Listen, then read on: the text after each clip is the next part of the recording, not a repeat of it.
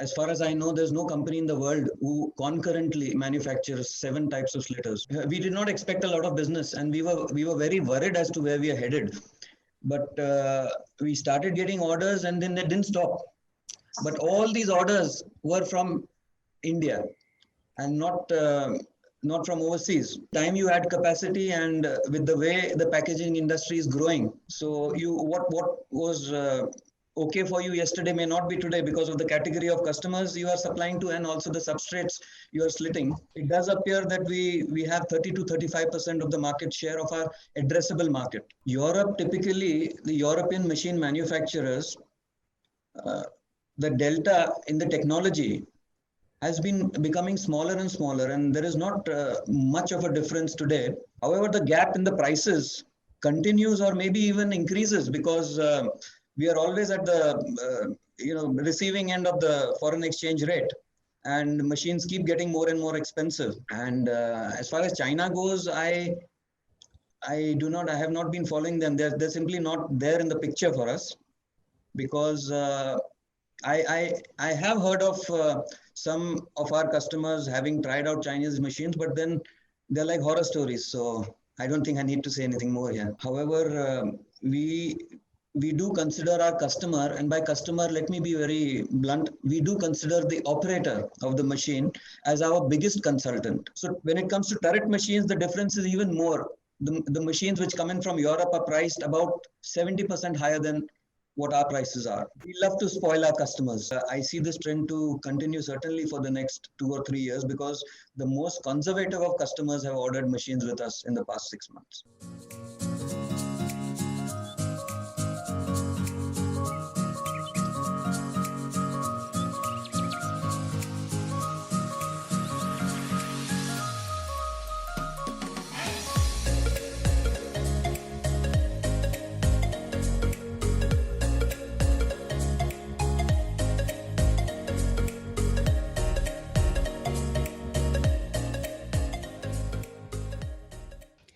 Established in 1985, SP Ultraflex Systems manufactures rotogravure, lamination, and slitting machines for flexible packaging.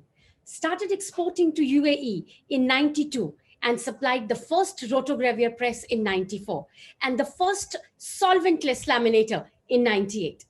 In 2005, shifted the focus to the manufacture of slitting rewinding machines to the exclusion of rotogravure and lamination machines. Gave the country its first dual torrent slitter rewinder in 2014. Exports comprises about 40% of their annual turnover, having installations with more than 20 countries overseas.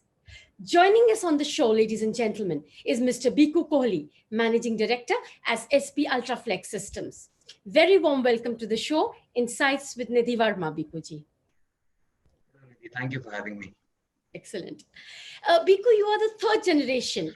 What was the family's original business before we got into this machine making? And how did this thought come to open up a machine manufacturing facility? That was a long time ago, but let me tell you whatever I know of it. My grandfather, along with his brothers, migrated from Pakistan and started a grocery business in India, continuing what they were doing across the border. And he then quit the family business and started making machines. I believe we started with paper bag making machines, wax coating machines, sheet cutting machines, and then gradually moved on to rotograver machines.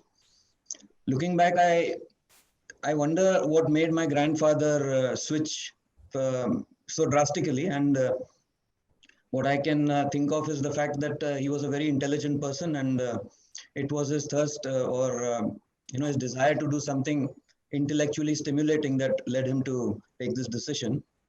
And that's how we are all in the business. And then one by one, my uncles and my father, there were 4 of them, started joining the business, and with slight differentiation, of course. And then the third generation followed suit. So here I am. Excellent. Thank you for sharing that journey. Very different from what we would have thought, but we are very glad that your forefathers did take this decision. Yeah. Biko, you have a wide range of 7 different types of slitters and rewinders. Some of the innovations made include robo slit and reversible rewinding.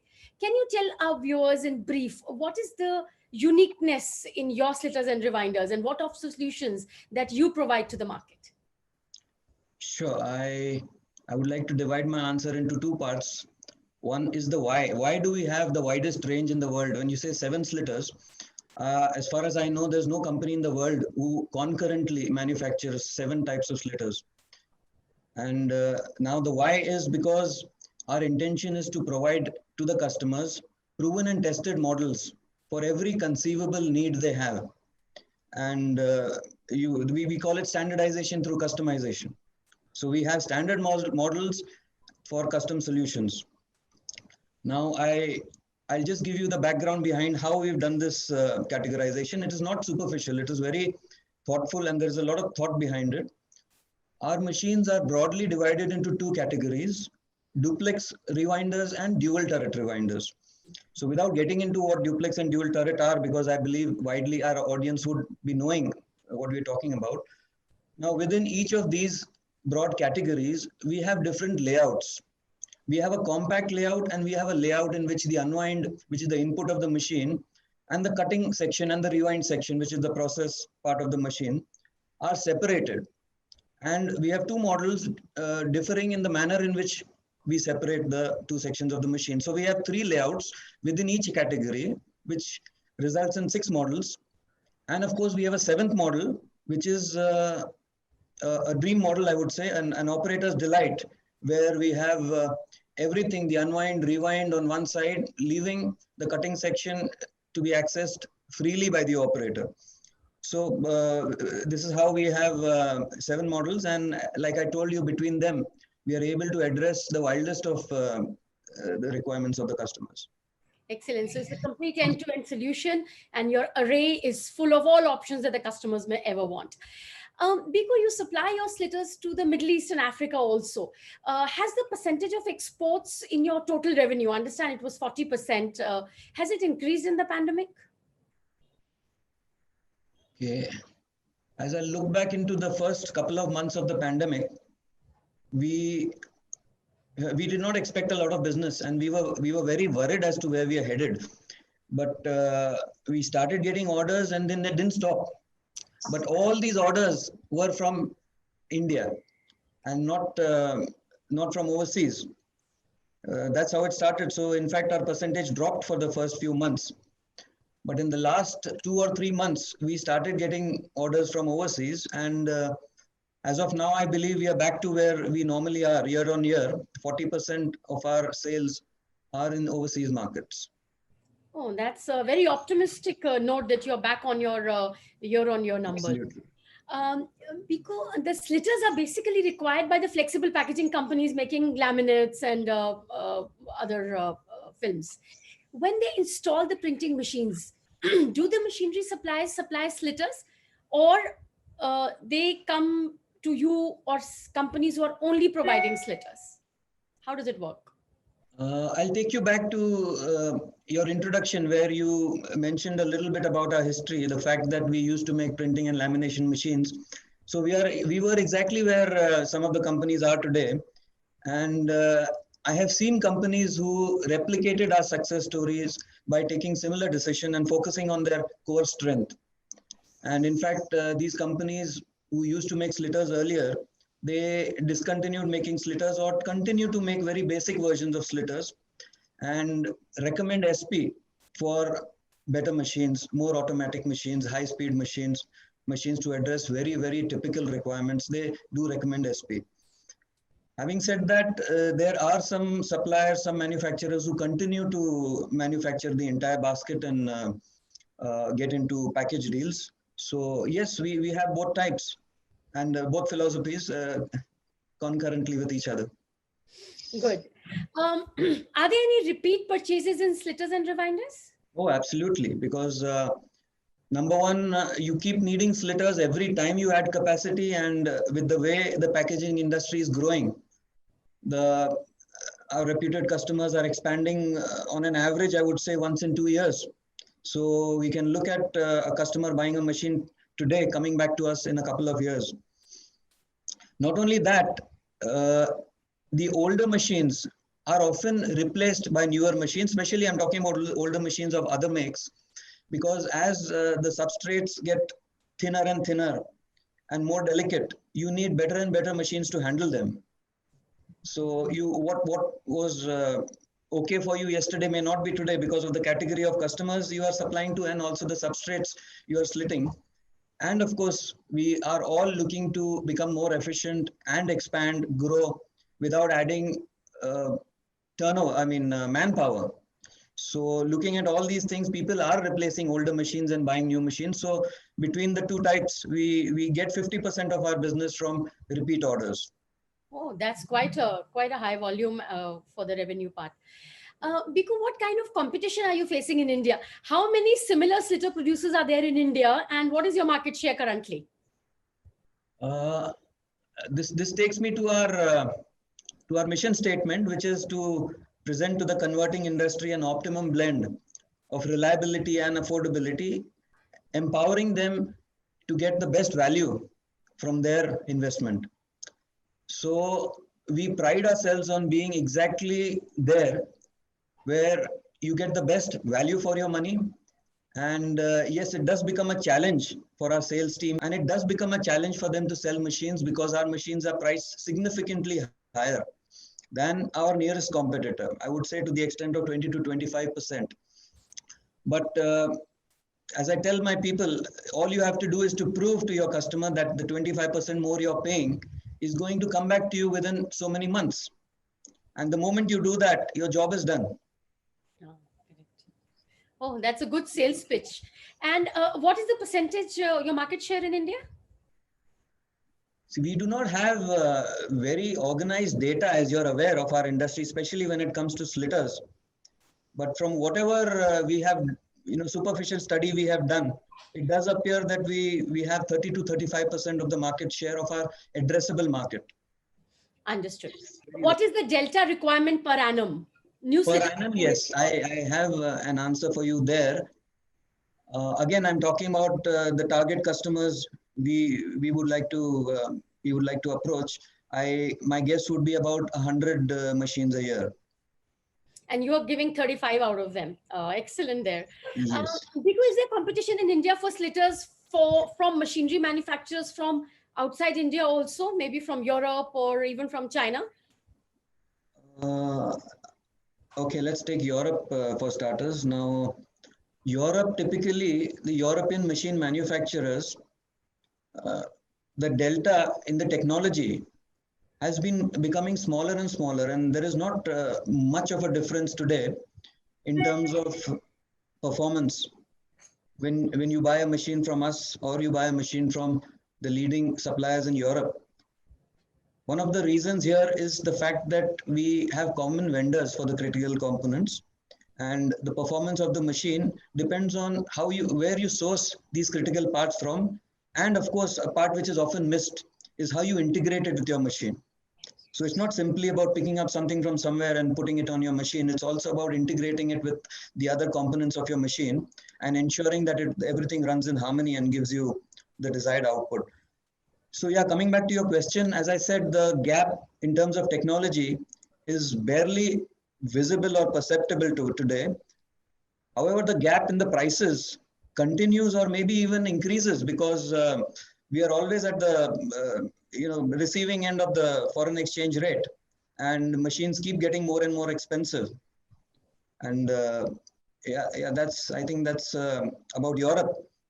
And as far as China goes, I have not been following them. They're simply not there in the picture for us, because I have heard of some of our customers having tried out Chinese machines, but then they're like horror stories. So I don't think I need to say anything more here. No, you said it enough. And if you're not even thinking about it, I think that's a huge statement. Biku, how do you manage the technological developments and upgradations? Do you do it indigenously, or do you have a technical tie-up with some foreign partner or supplier? We do not have any sort of tie-up, formal or informal.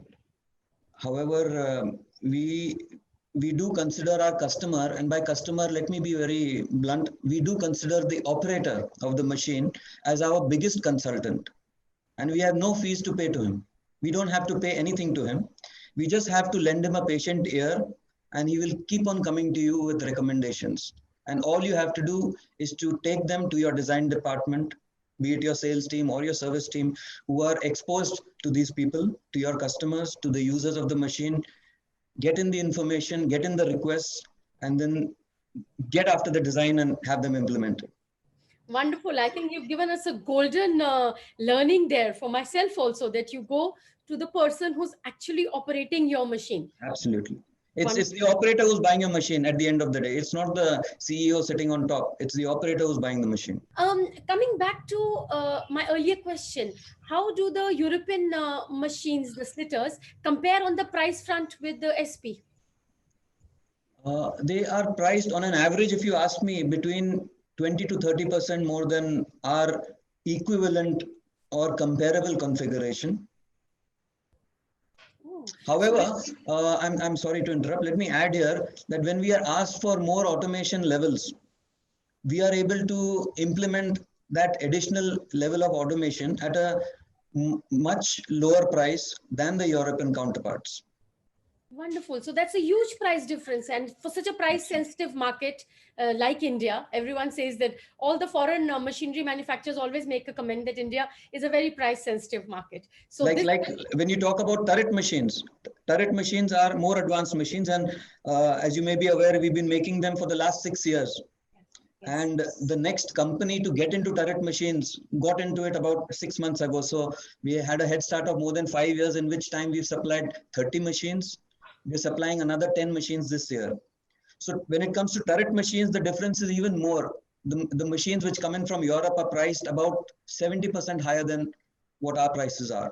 So you're leaving with the converters with no option. You've got the quality as well as you've got the price heavily on your side. We love to spoil our customers. Lovely. Bikku, any challenges faced in the machine installations in the pandemic or the servicing part? Yeah, I'm glad that our service team anticipated this and took some measures, or rather expedited what was already on the way. We were looking at supporting our customer where our operator's presence is needed, but we wanted to avoid travel. Now, the fact is that you cannot do travel. It's not a choice, it's a compulsion to avoid travel. But even back then, we were thinking of a way to help rectify problems on machines or carry on retrofits, and we introduced after the lockdown, we introduced augmented reality, wherein the user or the maintenance engineer of the customer would wear these smart wearables, and the engineer sitting here in SP would be able to see exactly what he's seeing and see what he's doing and guide him step by step as to what procedure he should be following.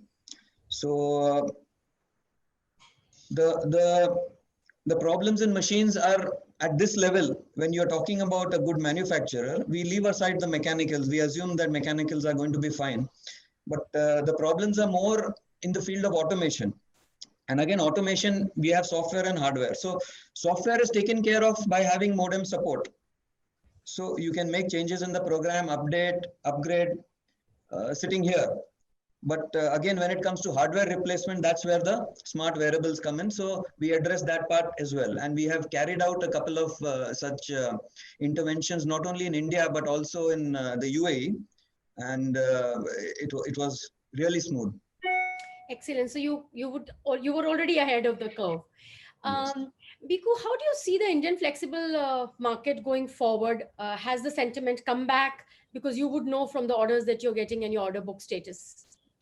Well, I'd like to say here that the sentiment never went away. It was only compulsion, wherein you could not operate your plant for that month and a half or 2 months, which put the brakes on. But the sentiment was always there. And as soon as we were able to start in a limited fashion, albeit, everyone went top gear. And started getting their machines up and running, ordering new machines, everything, and the sentiment now continues to be very bullish. And I see this trend to continue certainly for the next 2 or 3 years, because the most conservative of customers have ordered machines with us in the past 6 months. That is such music to the ears, and we are so proud of our flexible packaging industry that they, even in a crisis like that, they have completely shown their inner strength and implemented their plans without any hassle. Yes. Excellent. It's about being in the right place at the right time, I guess. We were in the right industry. Yeah, we were lucky. I'm so proud to be a part of this industry. Biko, what is the plans for the future? Any new slitters that you are planning to launch? Any new mergers, acquisitions? Any new plants? What are your plans?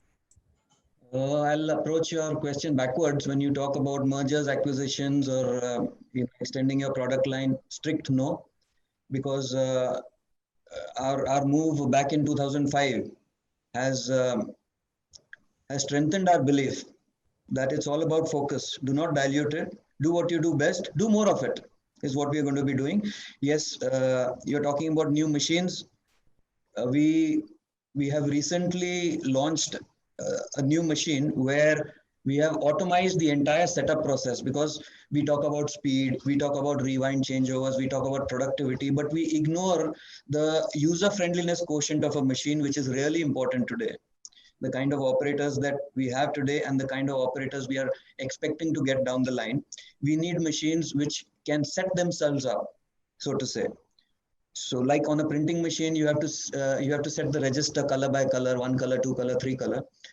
Similarly, on a slitter, what you have to do is you have to align 3 parts. You have to align the line guide, which is the input of the machine. You have to align the process, which is the cutting section, and you have to align the rewind, which is the output. Input, process, and output. You have an unwind, you have a cutting section, and a rewind. And setting up a job is about aligning these 3 sections so that you can start. In fact, you can do the alignment based on the inputs which the machine has already got in the form of the recipe of the job. Those inputs are used in order to do all these positioning even before you have loaded the job onto the machine. So that when you switch on the machine, you get your job in register, so to say, within a few meters of starting the job, which if you ask an expert in the field is just going to say, wow. So this is what we have done, and our machine is to be dispatched very soon to our reputed customer. This machine. So all the converters who will be watching this show, they'll be very happy to hear about this new machine that you're going to be launching. It's a 1,000 meters per minute machine again, 1,000 meters per minute, the speed. So it doesn't let you down in terms of productivity as well. Wonderful. That's a huge waiting for the industry. Biko, what has been your learning in this pandemic? I know you're a very thinking kind of a person. What has been your takeaway, which you would like to share with our viewers? This is not only for us, but also for our customers and everyone, because I've been speaking to a lot of customers during the pandemic. There was not much more to do. So the feedback I got from a few customers, very reputed companies, was that the pandemic was an eye-opener, because they were compelled to work with a very limited workforce and maintain the output levels, or at least try to maintain as far as possible. So they realized that there were quite a few resources, human resources, I would say, who were really not contributing earlier. And after having them out of the way, the next in line or the alternates were able to keep up the productivity level. Yeah. So this is one area where we need to really think deeply as to how efficient we are. We should be having good quality in our workforce, not quantity. Train our people well, make them more efficient, make them more deserving of higher remuneration, keep them happy, and grow your company. Excellent. Excellent. These are takeaways for myself also. And what you said earlier in the session was that do more or what you do best. Exactly. I think that is a wonderful line, and it will add on to our mission statement at least. Biko, we are so thankful for this session, and I'm sure that Ravi Kohli, your father, will be so proud of you. You're absolutely creating a niche for yourself, and we are proud of the Indian manufacturing companies who are taking the flag of India higher, not only in terms of quality, but also taking the market share, taking the Atmanirbharta still a step forward, having the best technology of the world and still taking the Indian market share forward, actually becoming the porous of India, as I would say. We are going to thank you so much for this session, and we look forward to have you in our flexible packaging summit, which we are planning for February. Hopefully, everything should be okay by then. We thank you, and we'll see you soon. Thank you so much for giving me this opportunity, Nidhi. Thank you. Absolutely. Bye-bye. Bye.